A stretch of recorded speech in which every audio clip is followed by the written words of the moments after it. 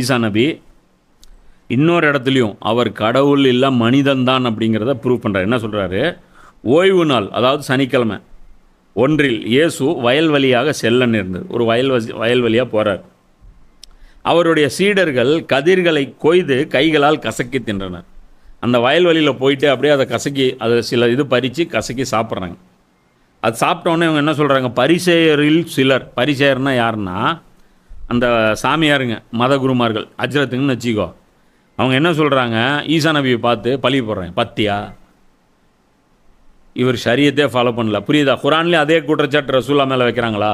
புனித மாதங்களில் இவர் அடிச்சிட்டாரு. பஹ்ராவில் வந்துச்சுல்ல, ஞாபகம் இருக்கா?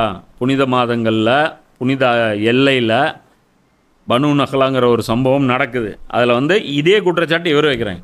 பாருங்கள், யூதர்களுடைய சட்டத்தை இவர் மீறுறாரு.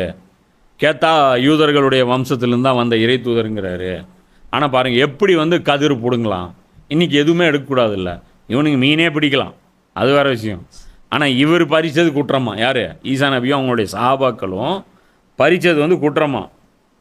அப்போ அவர் சொல்கிறாரு, ஓய்வு நாளில் செய்யக்கூடாததை நீங்கள் செய்வது ஏன்? சொல்லுங்க, பதில் சொல்லுங்கோ அப்படின்னு பயங்கரமான பாயிண்ட்டு கேட்குறாங்க. அது ஈசா நபி சொல்கிறாரு, தாமும் தம்முடன் இருந்தவர்களும் பசியாய் இருந்தபோது தாவூத் நபி செய்ததை குறித்து நீங்கள் வாசித்ததில்லையா?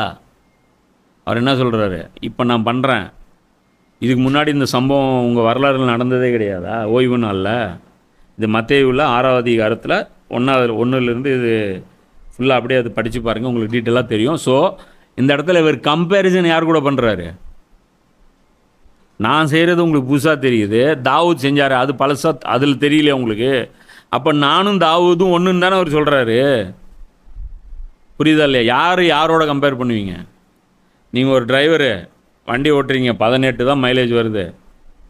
போயிட்டு வந்ததுக்கப்புறம் கேட்குறோம், என்னையா ஓட்டி வச்சுருக்கிற, போட்டு டீசல் போட்டு இந்த காட்டி வச்சுருக்கிறேங்கிற. அதுக்கப்புறம் நீங்கள் என்ன சொல்கிறீங்க? என்னங்க 18ங்கிறீங்க? இதுக்கு முன்னாடி இருந்த டிரைவரும் 18 தாங்க ஓட்டி கொடுத்தாரு. அதான ரெஃபரன்ஸ் காட்டுவீங்க. ஒரு டிரைவர் இன்னொரு டிரைவருக்கு தான் காட்டுவான், ஒரு மேஸ்திரி இன்னொரு மேஸ்திரிக்கு காட்டுவான், ஒரு சமையல்காரன் இன்னொரு சமையல்காரன் தான் காட்டுவான். இந்த அரிசியில் இப்படி தான் வரும், இந்த கறியில் இப்படி தான் வரும், இதுக்கு முன்னாடி சமைச்சவர் இப்படி தான் சமைச்சாருமா. இப்போ இவர் என்ன சொல்கிறாரு? இது முன்னாடி இருந்த தாவூத் இப்படி செஞ்சாருங்க.